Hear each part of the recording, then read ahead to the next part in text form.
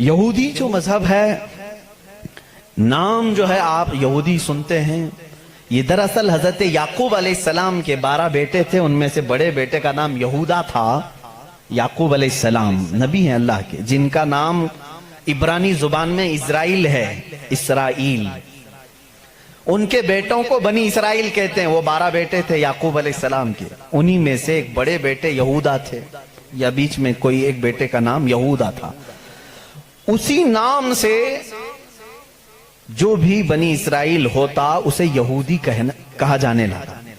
یہودی ایک قوم کا نام ہو گیا، وہ اب اس کو انگلش میں جیوز کہتے ہیں آج۔ جیوز یہ دنیا کی شریر قوم ہے، بڑی شریر قوم ہے۔ پہلے یہ لوگوں نے نبیوں کا قتل کیا ہے۔ ان کے بارے میں کیونکہ میں وہی باتیں کر رہا ہوں جو قرآن کہہ رہا ہے۔ اگر آپ کہیں گے بہت کٹر پنتھی ہو جائے گی تو پھر قرآن کو بھی بند کرنا پڑے گا۔ قرآن کہتا ہے یقتلون النبیین بغیر حق، یہ ناحق نبیوں کا قتل کرتے تھے۔ جب قرآن ان کی باتیں بیان کر رہا ہے تو میں کیوں نہ بیان کروں؟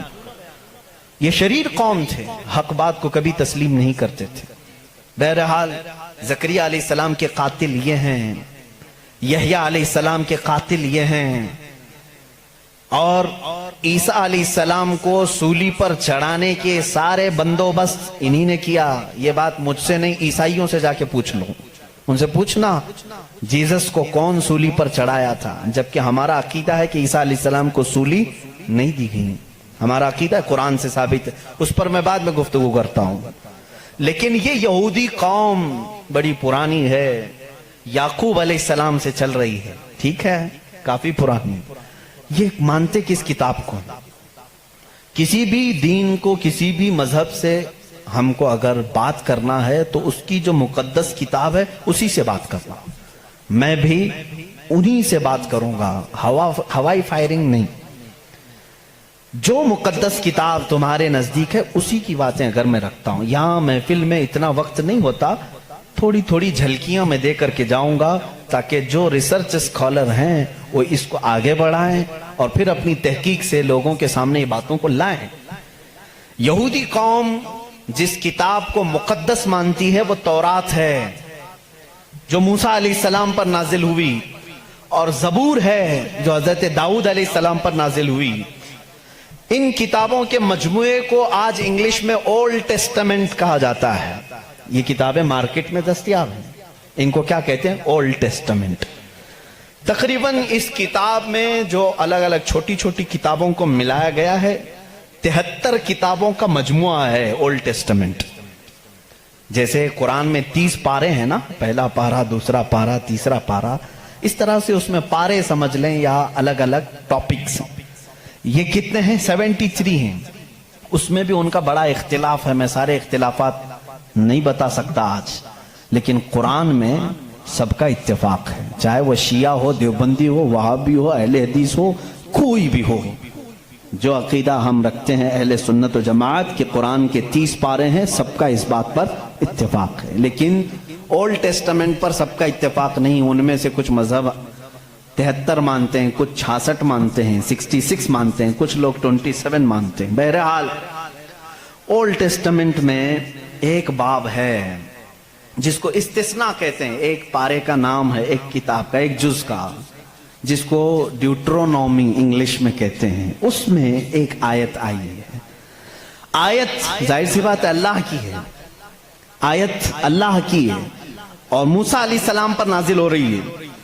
اللہ تعالیٰ فرما رہا ہے اے موسیٰ، میں تمہارے بعد تمہارے بھائیوں سے مراد نبیوں میں ایک ایسا نبی بھیجوں گا جو تمہاری ہی طرح سے ہوگا، تمہاری ہی طرح سے ہوگا، لیکن میں اس کے منہ میں اپنی زبان رکھ دوں گا۔ اور دوسری آیت آتی ہے کہ وہ فاران کی چوٹیوں سے چمکے گا۔ یہ فاران کیا ہے؟ یہ فاران کی چوٹیاں کہتے ہیں مکہ مکرمہ میں جو اب پہاڑ ہے، جبل کعبہ جو خانہ کعبہ کے قریب، انہوں نے اس کو سب ختم کر دیا، آج وہاں پر بادشاہوں کے محلات بنے ہوئے ہیں۔ وہاں فاران کی چوٹیاں کہا جاتا تھا کہ وہ مکہ کا ایک پہاڑ ہے، اور मुकद्दस किताब ओल्ड टेस्टामेंट में कहा जा रहा है कि वो चमकेगा कहां से? फारान की चोटियों से। अब मैं उसकी तरफ आता हूं। बेचारे ईसाई कहने लगे कि ये जो बशारत आई है मूसा अलैहिस्सलाम को, उससे मुराद हमारे नबी ईसा अलैहिस्सलाम हैं। ये मुंह मियां मिट्ठू बनते हैं। इस तौर पर अल्लाह ने क्या फरमाया? ऐ मूसा, मैं तुम्हारी ही तरह एक रसूल भेजूंगा। तुम्हारी ही तरह से मुराद क्या है? ईसा अलैहिस्सलाम मूसा अलैहिस्सलाम की तरह बिल्कुल नहीं थे, क्योंकि मूसा अलैहिस्सलाम की माँ भी थे, बाप भी थे। ईसा अलैहिस्सलाम की सिर्फ माँ है और बाप नहीं है। अगर माँ और बाप वाला कोई रसूल है तो वो मोहम्मद अरबी सल्लल्लाहु अलैहि वसल्लम, मेरे आका की माँ भी हैं, बाप भी हैं।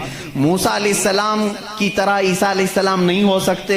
ये मैं क्रिश्चियन से कह रहा हूँ, ईसाइयों से कह रहा हूँ, जो ये कहते हैं कि मूसा की बशारत में हमारे नबी का जिक्र है। मैं कह रहा हूँ नहीं, इसलिए कि मूसा अलैहिस्सलाम की शादी भी हुई थी, बच्चे भी हुए थे। ईसा अलैहिस्सलाम की शादी भी नहीं हुई, बच्चे भी नहीं हुए।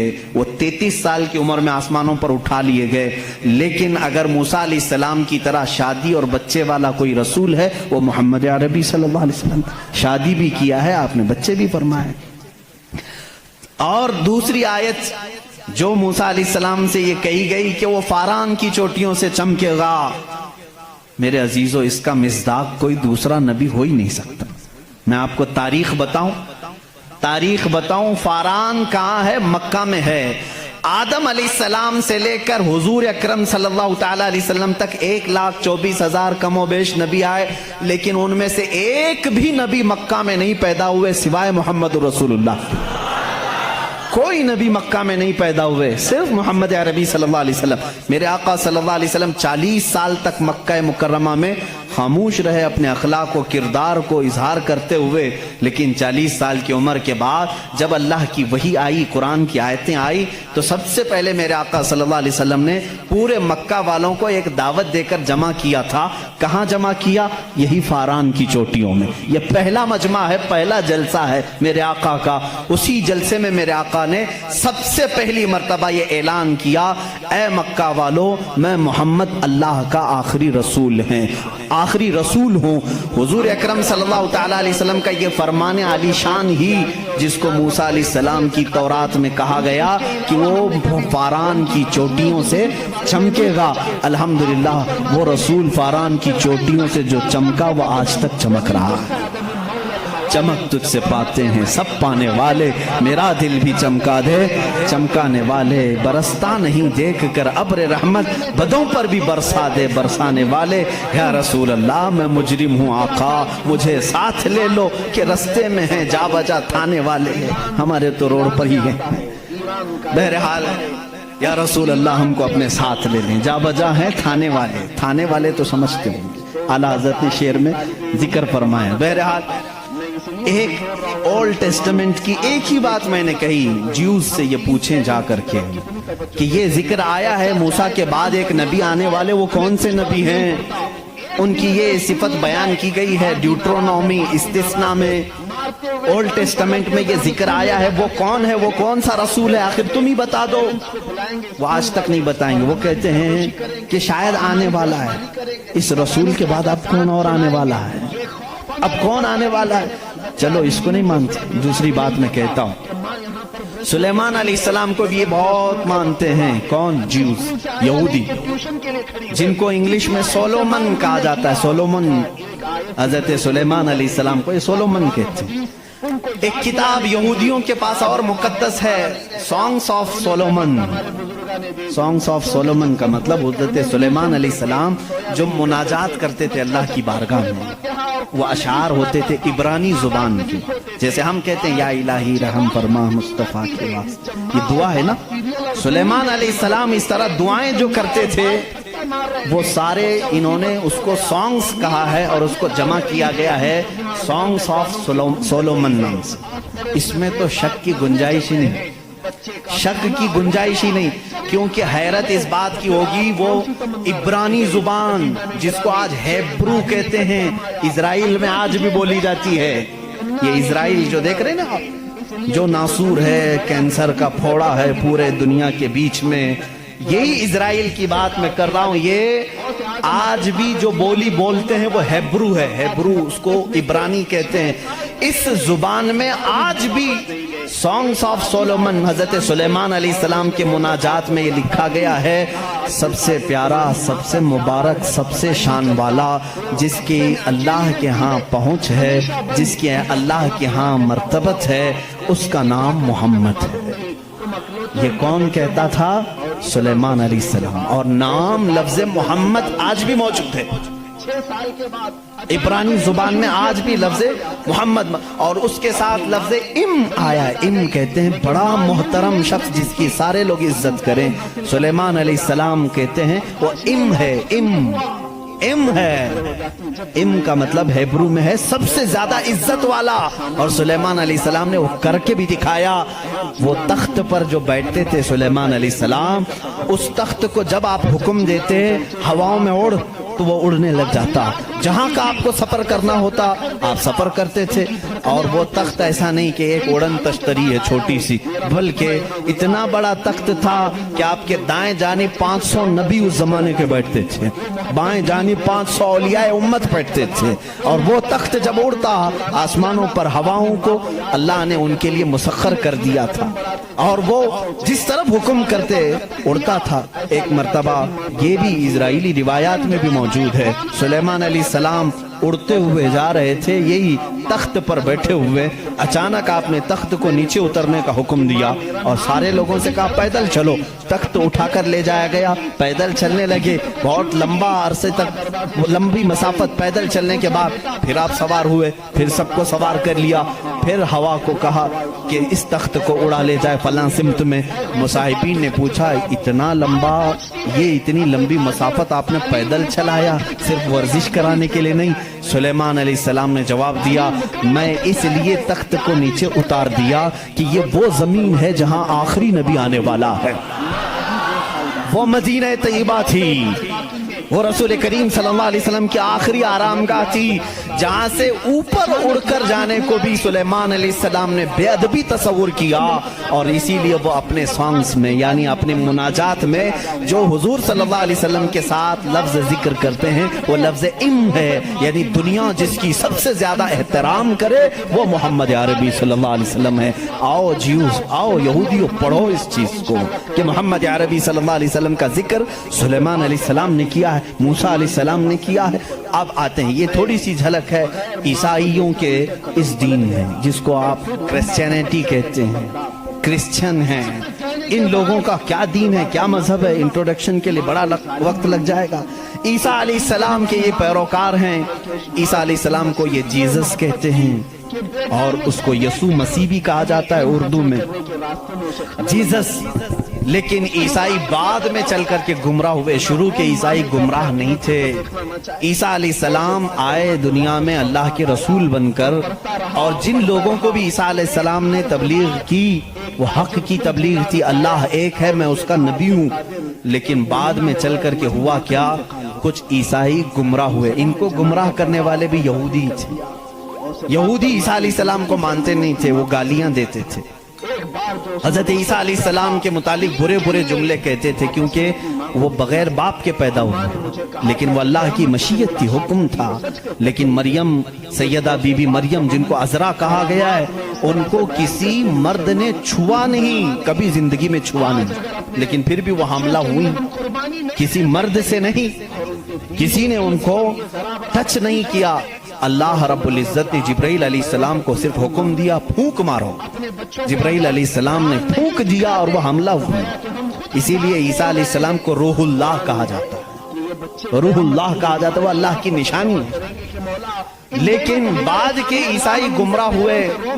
یہ کیا کہنے لگے، نہیں ان میں آ کر کے بھی انہوں نے ہی شرپسندی پھیلائی یہودیوں نے کہ نہیں عیسیٰ جو ہے وہ در حقیقت خدا کا بیٹا ہے، مریم خدا کی بیوی ہیں اور عیسیٰ بیٹے ہیں.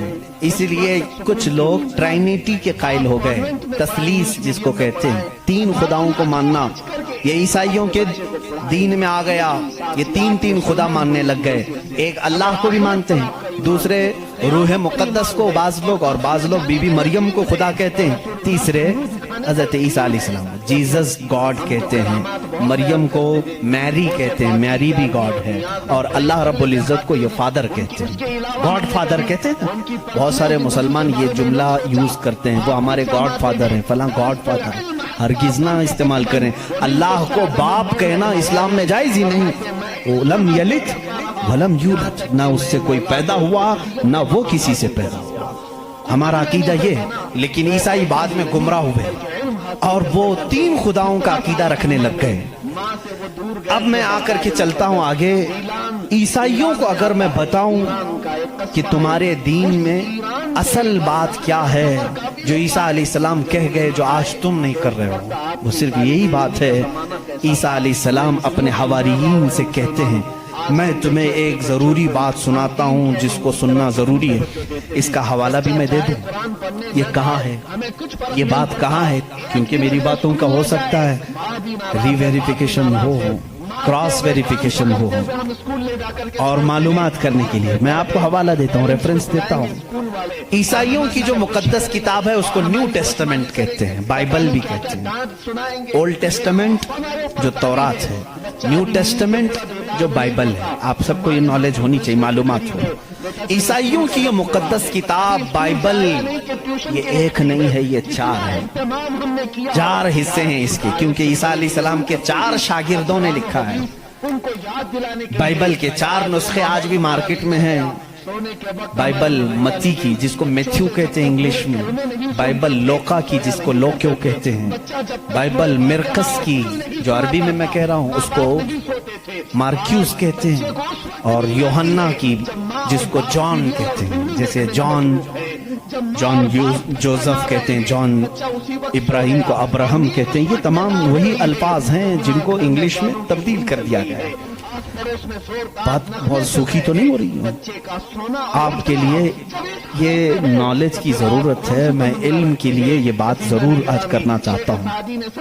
محمد ہمارے بڑی شان والے ہیں، میرے آقا صلی اللہ تعالیٰ علیہ وسلم کا تذکرہ آخر اللہ تعالیٰ پرانی کتابوں میں کیسے نہیں کرے گا؟ وہی اول ہیں، وہی آخر ہیں، تو اول ہمیشہ سے اس کا وجود دنیا میں رہے گا ہی رہے گا۔ تو بائبل کے یہ جو 4 نسخے ہیں، اب ان 4 نسخوں میں سے میں سب کی بات نہیں کروں گا۔ جو بائبل یوحنا کی ہے جس کو جان کہتے ہیں، جان جو بائبل ہے اس کے اندر یہ تحریر ہے، یہ آیت ہے جس میں عیسیٰ علیہ السلام کہہ رہے ہیں اے میرے حواریوں، اے میرے چاہنے والوں، میں تمہیں ایک وصیت کر کے جا رہا ہوں، وہ کرنا مجھے تمہارے لیے ضروری ہے کہ میرے بعد ایک رسول آئے گا جو تمہاری مدد کرے گا۔ لوگ مجھ پر الزام لگائیں گے، وہ میری پاکی بیان کرے گا۔ لوگ میری ماں کو برا کہیں گے، وہ میری ماں کو طاہرہ کہے گا، پاکیزہ کہے گا۔ اور میرے بعد ایک نبی آئے گا، تم سب اس کے انتظار میں رہنا اور اس کے انتظار میں رہنا اور اس کی تعاون میں رہنا۔ لوگوں نے پوچھا ہم اس کو کیسے پہچانیں، اس کو کیسے پہچانیں، وہ کہاں سے آئے گا، کیسے آئے گا؟ عیسیٰ علیہ السلام نے وہ بھی ہلکا کر دیا اور کہا اس کی ایک علامت یہ ہے جب تک میں دنیا سے جاؤں گا نہیں وہ آئے گا نہیں، جب تک میں دنیا سے جاؤں گا نہیں وہ آئے گا نہیں۔ پوچھا کیوں؟ کہا اس لیے کہ اس کے زمانے میں دوسرا کوئی نبی ہوگا ہی نہیں، کیونکہ وہ خاتم النبیین۔ اللہ اللہ، ان عیسائیوں سے قادیانیوں کو سیکھنا چاہیے، ان کا عقیدہ تو یہ تھا۔ عیسیٰ علیہ السلام یہ اپنے حواریین سے کہہ رہے ہیں، جان بائبل کی کتاب اس میں یہ تحریر موجود ہے، یہ عبارت موجود ہے، اور اس میں لوگوں نے پوچھا ہم اس کو کیسے پہچانیں، کیا ہیں اس کی نشانیاں کیا ہیں؟ تو ایک یونانی ورڈ ہے، آج بھی بائبل میں ہے، پیریکلیٹوس نام سے، انگلش میں اس کو پیریکلیٹوس کہتے ہیں۔ یہ لفظ آج بھی کتابوں میں موجود ہے، آج بھی ہے، اور ان ظالموں نے اس کا ترجمہ الگ الگ کیا۔ عیسیٰ علیہ السلام نے کہا تھا کہ وہ پیریکلیٹوس ہوگا، تم اس کو پہچانو گے۔ تو اس کا ترجمہ یہ لوگ کرتے ہیں وہ ایسا ہوگا ویسا ہوگا، بلکہ حقیقت میں یہ یونانی ورڈ کا ترجمہ ہوتا ہے نہایت ہی رحم دل، بلکہ ہر انسان کے لیے وہ رحمت ہوگا، ہر انسان کے لیے رحمت ہوگا، بلکہ اس کے ترجمے میں پیریکلیٹس کے ترجمے میں کہا گیا ہے جو جانوروں سے بھی اچھا سلوک کرے، جو کائنات کی ہر چیز سے اچھا سلوک کرے، اسے پیریکلیٹس کہا جاتا ہے۔ اب اس کا مصداق قرآن کی آیت میں ہے وَمَا أَرْسَلْنَاكَ إِلَّا رَحْمَةً لِلْعَالَمِينَ، اس رسول ہی کو اللہ نے رحمت کہا ہے، جس کو عیسیٰ علیہ السلام کی اس بائبل میں کہا گیا پیریکلیٹس ہوگا، وہ رحمت ہوگا۔ عیسائی آج بھی لوگوں کو گمراہ کر رہے ہیں، ان کے بڑے، کیونکہ اگر وہ کہہ دیں گے کہ پیریکلیٹس رحمت والا وہ مدینے والا ہے تو ان کا دھندا بند ہو جائے گا، یہاں کون آئے گا پاؤں چومنے، سب کے سب پھر مدینے کا رخ کریں گے، اسی لیے یہ چھپاتے ہیں، لیکن ہم بتاتے رہیں گے انشاءاللہ۔ عزیزان گرامی، عیسیٰ علیہ السلام کی پاکی بیان کرنے کی بات آئی، انہوں نے کیا نشانی بتائی؟ وہ رسول آئے گا، میری پاکی بولے گا، مجھ پر الزام لگائیں گے اور میری ماں کو گالیاں دیں گے تو وہ اسے طاہرہ کہے گا۔ آؤ میں آپ کو حضور صلی اللہ تعالیٰ علیہ وسلم کے زمانے تک پوری ہسٹری بتا دوں، 550 سال کی۔ عیسیٰ علیہ السلام کے ساتھ ہوا کیا؟ جب آپ 33 سال کی عمر کے تھے، یہودی دشمنی پر آ گئے اور ایسی دشمنی کیے کہ آپ کو قتل کرنے کا منصوبہ بنا کر آپ کے گھر کے ارد گرد آ گئے، یروشلم میں، جہاں یہ آج جا کر کے اس کو اپنی کیپٹل سٹی بنا رہے ہیں۔ عیسیٰ علیہ السلام کو وہاں پر انہوں نے گھیر لیا۔ رات کے وقت عیسیٰ علیہ السلام اکیلے تھے اپنے گھر میں، اپنے شاگردوں کو جو جو تعلیم دینی تھی سب دے کر کے بھیج دیا، اور حضرت عیسیٰ علیہ السلام نے کہہ بھی دیا تھا اب میں تم سے ملاقات نہیں کروں گا، کیونکہ انہیں بھی پتا تھا کہ اب کیا ہونے والا ہے۔ رات کے وقت یہودی گھر کے اطراف جمع ہیں، اس کے بعد ایک یہودی کو انہوں نے بھیجا کہ جا اندر دیکھ کر کیا عیسیٰ ہے کہ نہیں ہے۔ وہ اندر گیا، میرے رب کی حکمت دیکھیں، اللہ تعالیٰ نے عیسیٰ علیہ السلام کو اسی وقت آسمانوں پر اٹھا لیا، اور جو اندر آیا تھا اس کو عیسیٰ علیہ السلام کی شکل دی تھی۔ جو ڈھونڈنے آیا تھا عیسیٰ علیہ السلام کی آدھی شکل، چہرے سے لے کر یا پیٹ تک کی شکل اس کو اللہ نے دے دی۔ اب بہت دیر تک وہ باہر نہیں آیا، تو باہر جو قتل کے منصوبے سے کھڑے تھے انہوں نے کہا اس کا کیا انتظار کریں، حملہ کرو، حملہ کرو، دھاوا بول دو۔ گھر پر سب گھس گئے، اندر آئے تو جوش میں ہوتے، جیسے آتنکی جوش میں ہوتے ہیں، انہیں پتہ ہی نہیں رہتا کس کو مار رہے ہیں کس کو جلا رہے ہیں۔ یہ اندر آئے، دیکھا پلنگ پر عیسیٰ کی شکل ہے علیہ السلام، اس کو پکڑا اور قید کر کے لائے، اسے مارا اور لا کر کے سولی پر چڑھا دیا، اس کو پھانسی دے دی۔ کس کو پھانسی دی ہے اب سب کو معلوم ہونا چاہیے، یہ عیسائیوں کو بھی معلوم نہیں تھا، یہودیوں کو بھی معلوم نہیں تھا کس کو پھانسی دی، کیونکہ یہ بتانے کے لیے اب کوئی نبی ہی تو آنا چاہیے ہوا کیا تھا، اندر گھر میں ہوا کیا تھا کون بتائے گا۔ یہودی جلدی سے پکڑ کر لا کر پھانسی تو دے دیے، لیکن بعد میں ان کو خود کو ٹینشن ہونے لگا کہ ہم نے عیسیٰ کو پھانسی دی تو ہمارا آدمی کہاں گیا، جس کو چیکنگ کے لیے بھیجا تھا وہ غائب بھی ہو گیا، وہ کہاں گیا، اور اگر یہ ہمارا آدمی ہے کیونکہ نیچے سے ہمارا ہی دکھ رہا ہے، پیروں تک اللہ نے بدلا نہیں تھا، آدھی شکل اللہ نے عیسیٰ علیہ السلام کی دی تھی، نیچے سے دیکھنے میں تو یہ ہمارا ہی لگ رہا ہے، اور یہ اگر ہمارا ہے تو پھر عیسیٰ کہاں گئے۔ اسی ٹینشن میں معلوم ہے 500 سال گزر گئے، اس ٹینشن میں 500 سال گزر۔ اب بیچارے عیسائیوں کو یہ بھی نہیں معلوم تھا، عیسائیوں کو کون بتائے گا، کیونکہ عیسیٰ علیہ السلام کے بعد سے لے کر ہمارے نبی تک بیچ میں کوئی نبی نہیں آئے، کوئی نبی نہیں آئے۔ عیسیٰ علیہ السلام کو آسمانوں پر جب اٹھا لیا گیا تب سے تاریخ شروع ہوئی، جو آج ہم تاریخ میں بیٹھے ہوئے ہیں 2021 میں، یہ 2021 سے پہلے کا واقعہ ہے۔ اب تاریخ وہاں سے شروع ہوئی، ٹھیک 570 سال گزر چکے تھے، عیسیٰ علیہ السلام کو آسمانوں پر اٹھا لیا گیا، جھگڑے چلتے رہے عیسائیوں کے اور یہودیوں کے، یہ ان کو قتل کرتے تھے وہ ان کو قتل کرتے تھے، کئی بار بیت المقدس کو لوٹا گیا، کبھی عیسائی وہاں پر قابض ہوتے تھے کبھی یہودی قابض ہوتے تھے، کیونکہ عیسائیوں کے لیے بھی مقدس تھا، یہودیوں کے لیے بھی مقدس تھا، لڑائیاں چلتی رہتی تھی۔ وہ عیسیٰ علیہ السلام کو گالیاں دیتے تھے اور ان کو کہتے تھے کہ وہ فلاں سے پیدا ہوا فلاں سے پیدا ہوا، بی بی مریم کو زنا کی تہمت لگاتے تھے۔ عیسائی صفائی دیتے رہتے تھے، نہیں وہ اللہ کی طرف سے آئے تھے، بعد میں پھر ان کا بھی بگڑ گیا عقیدہ، نہیں اگر یہ بار بار کہہ رہے ہیں کہ عیسیٰ کے باپ نہیں تھے، کیسے ہو گئے، تو عیسائی بولنا شروع کر دیا ان کا باپ تو اللہ ہی تھا، خدا ہی تھا۔ تو یہ ان سے بچنے کے لیے اسی ٹینشن میں 550 سال چلے گئے۔ پھر میرے آقا صلی اللہ تعالیٰ علیہ وسلم تشریف لائے۔ جب مدینہ طیبہ میں آئے تو ان لوگوں کے جھگڑے دیکھے، مدینے میں عیسائی بھی تھے، یہودی بھی تھے، اور حیرت کی بات میں آپ کو بتاؤں، مدینے میں عیسائی بھی تھے، یہودی بھی تھے۔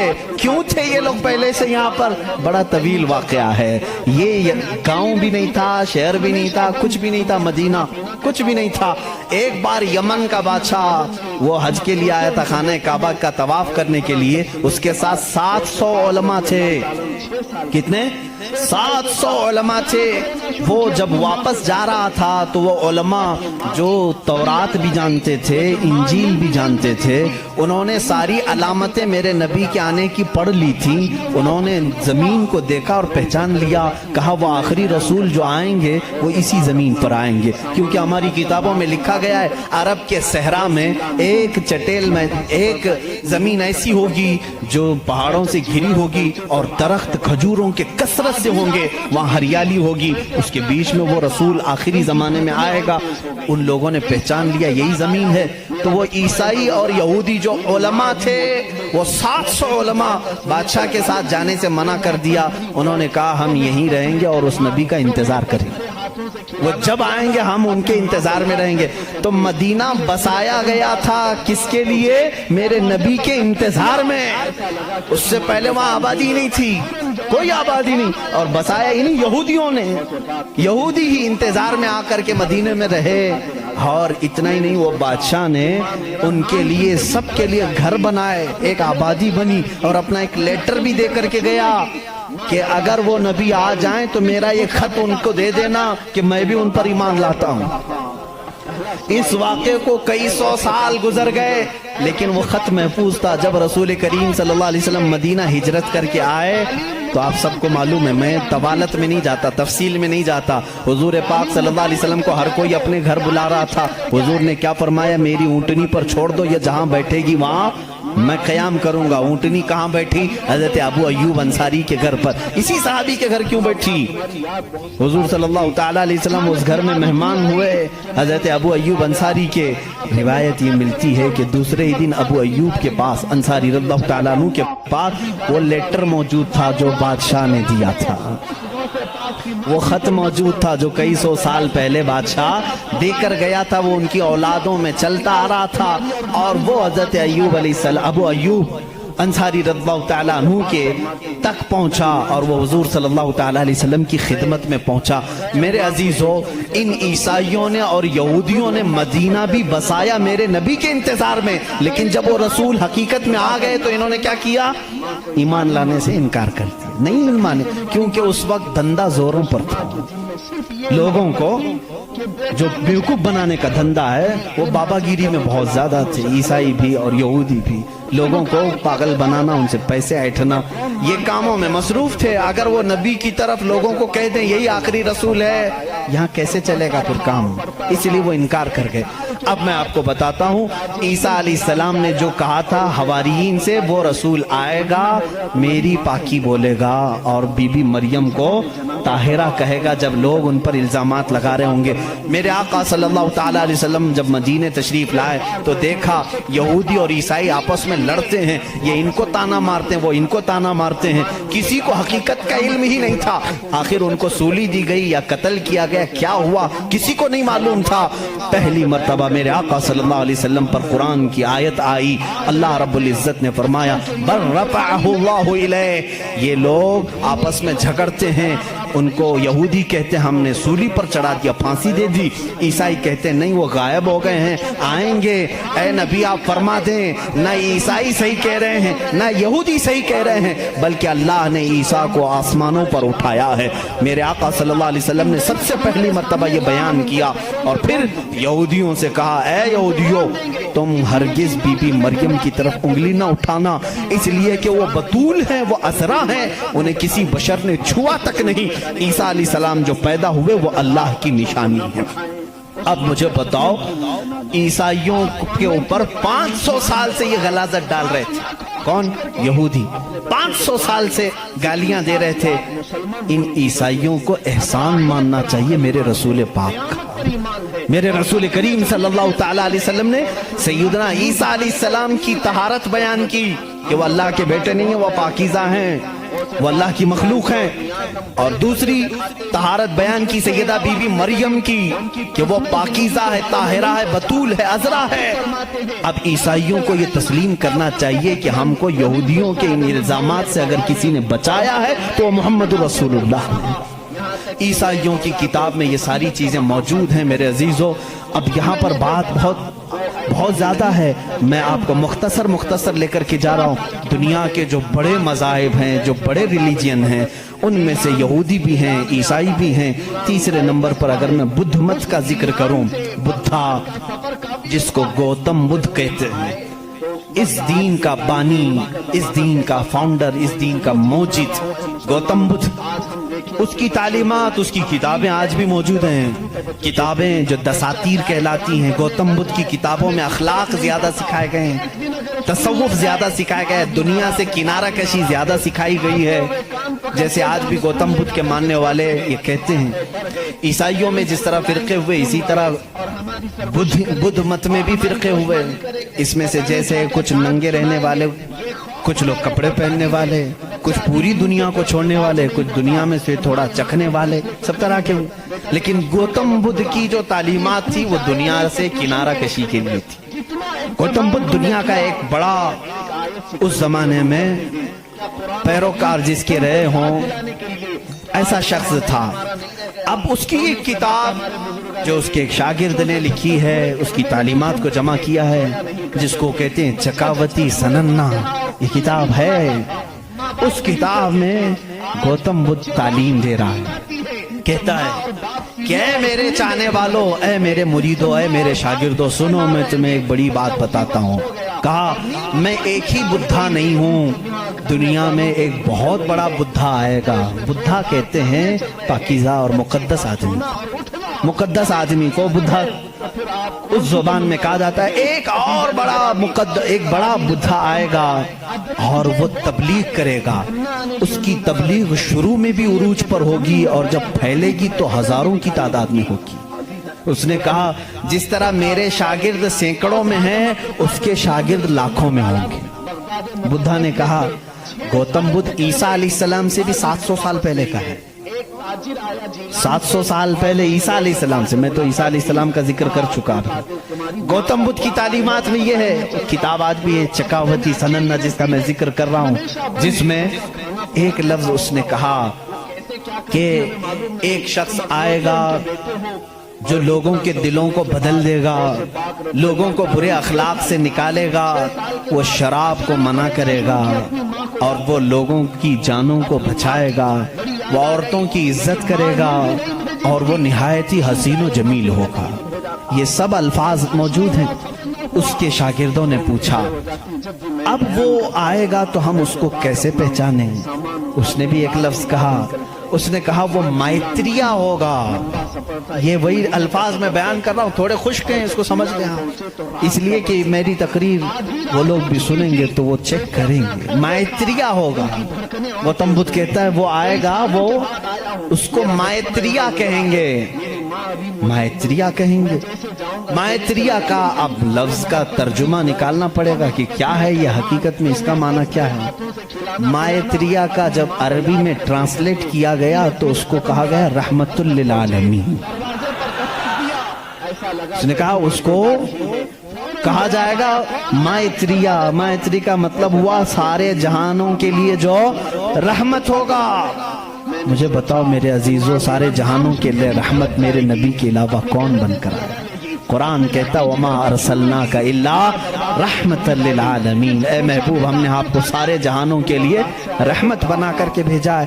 گوتم بدھ نے پھر جو نشانیاں بتائی ہیں وہ حیرت کی ہیں.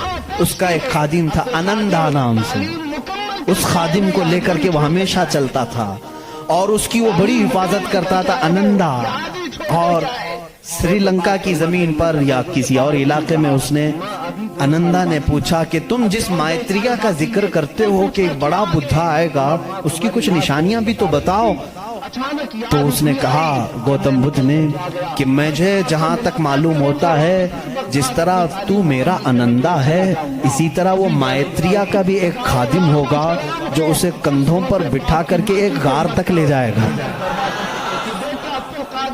और दूसरे कुछ अल्फाज में उसकी तशरीह बाज लोगों ने कहा वो हजरत अनस रज़ियल्लाहु ताला अन्हु हैं, जो हुजूर सल्लल्लाहु अलैहि वसल्लम के खादिम थे, हमेशा हुजूर के साथ रहते थे, हर जंग में हुजूर के साथ थे, डिफेंस के लिए रहते थे हजरत अनस रज़ियल्लाहु ताला अन्हु। बहरहाल उसने फिर पूछा आनंदा ने गौतम बुद्ध से कि बुद्धा, उसकी और कुछ निशानियां बताओ कि जब वो आएगा तो कैसा होगा। तो उसने कहा कि वो पैदा होगा तो सुबह हो रही होगी, वो पैदा हो रहा होगा, सुबह हो रही होगी, जिस सुहानी घड़ी चमका तैबा का चेहरा। मेरा नबी किस वक्त दुनिया में आया है? सुबह सादिक के वक्त है, जब सुबह सूरज अभी तुलू नहीं होता, जो नमाज फज्र का वक्त हो रहा होता है, उसी सुबह सादिक में मेरे आका की जलवागरी हुई है। ये उनकी किताबों से। मैं पहले अब यहाँ पर एक बात इसको वाजे कर दूं, स्पष्ट कर दूं इस चीज को उनकी जुबान में, कि हमें हमारी नबी को पहचानने के लिए किसी दूसरे दीन की जरूरत नहीं। मैं अपने नबी को रहमतुल लिल आलमीन तस्लीम करता हूँ, मेरा कुरान कह रहा है बस मुझे काफी है।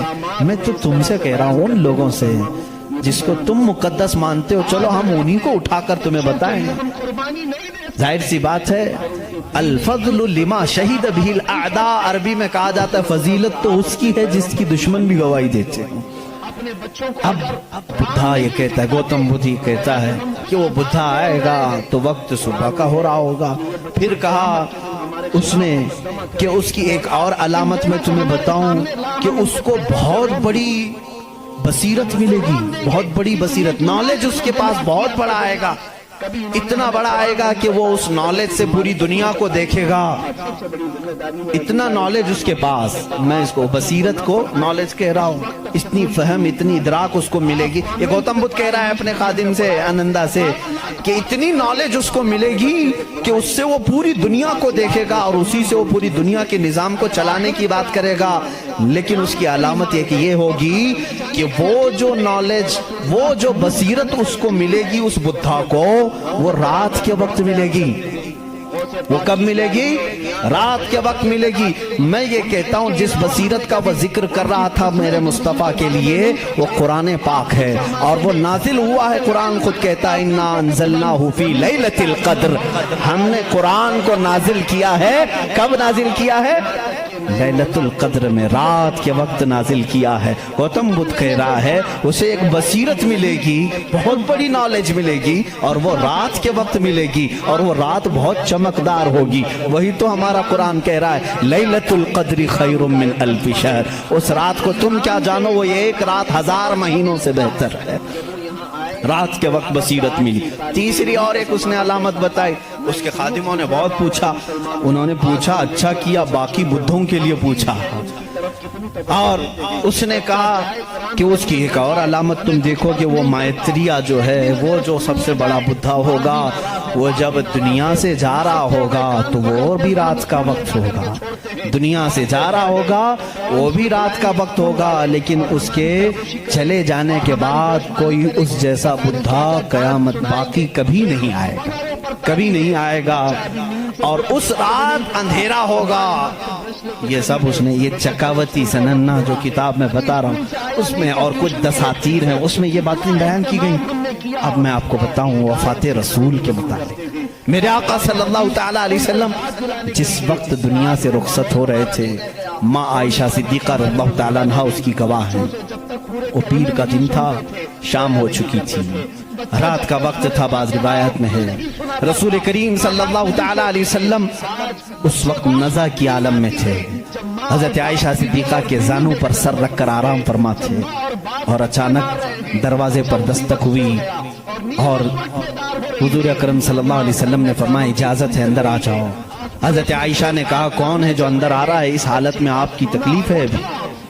رسول کریم صلی اللہ علیہ وسلم نے فرمایا عائشہ یہ وہ آیا ہے جو کسی کے پاس جانے کے لیے کبھی اجازت نہیں مانگتا، وہ ملک الموت صرف میرے پاس آنے کے لیے وہ اجازت مانگ رہا ہے، اور آج کے بعد پھر کسی کے پاس جانے کے لیے اجازت نہیں مانگے گا۔ میں نے اجازت دے دی، ملک الموت آئے، رسول کریم صلی اللہ تعالی علیہ وسلم کی روح پاک کو نکالا، رب اعلیٰ کے پاس لے گئے۔ یہ حضور کی وفات کے آخری اوقات، وہ بڑے غمگین ہیں، میں پھر جذبات میں ڈوب جاؤں گا۔ حضور اکرم صلی اللہ تعالی علیہ وسلم جب وفات پائے، حضرت عائشہ صدیقہ رضی اللہ تعالی عنہا کو خبر ہی نہیں تھی اس چیز کی، وہ باتیں کرتے ہوئے مصروف تھی۔ حضور اکرم صلی اللہ تعالی علیہ وسلم کے ساتھ باتیں کرنے میں وہ مصروف تھیں۔ اچانک صدیق اکبر رضی اللہ تعالیٰ عنہ حجرے میں داخل ہوئے، اندھیرا تھا۔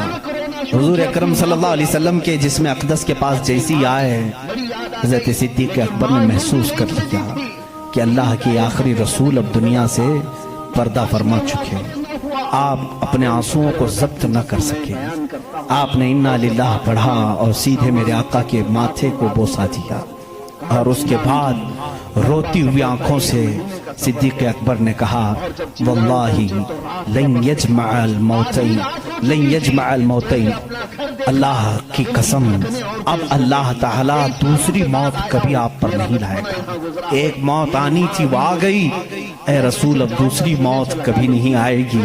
حضرت عائشہ نے یہ سن کر کے فوراً استعجاب کا اظہار کیا۔ وہ کہتی ہیں اس وقت تک انہیں احساس نہیں ہوتا کہ یہ آقا رسول کریم صلی اللہ تعالی علیہ وسلم دنیا سے پردہ کر چکے ہیں۔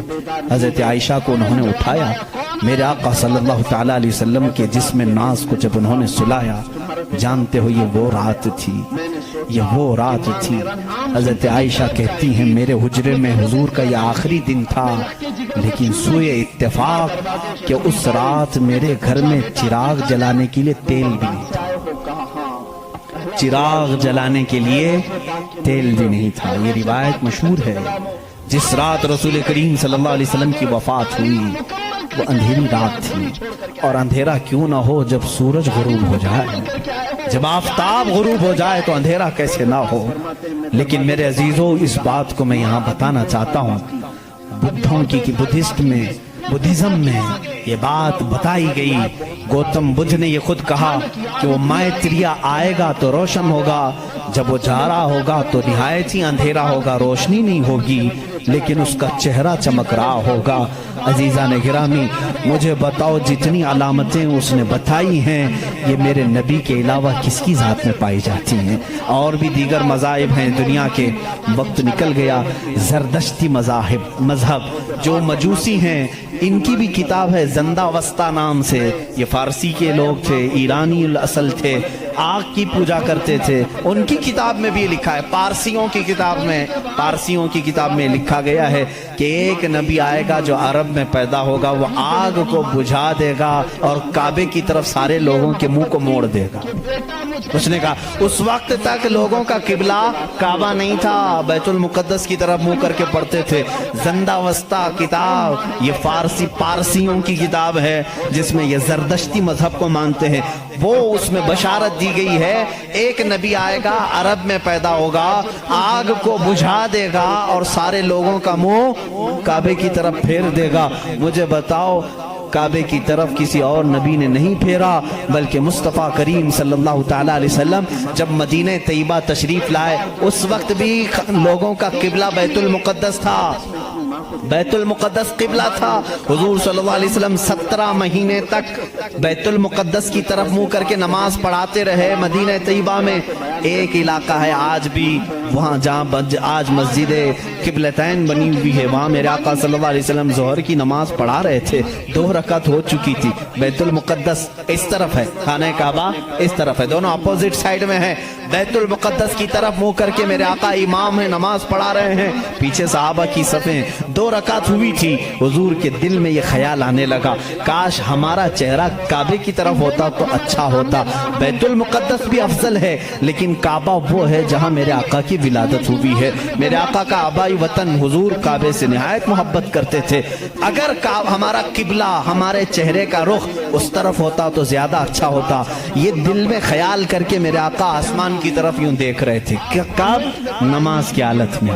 2 رکعت ہو چکی ہے، دوسرے پارے کا پہلا صفحہ ہے، رب تعالیٰ نے اسی وقت جبرائیل کو آیت دے کر بھیجا فَلَنُوَلِّيَنَّكَ قِبْلَةً تَرْضَاهَا۔ آیت کہتے ہیں قَدْ نَرَا تَقَلُّبَ وَجْهِكَ فِي السَّمَاءِ، اے محبوب ہم آپ کا آسمان کی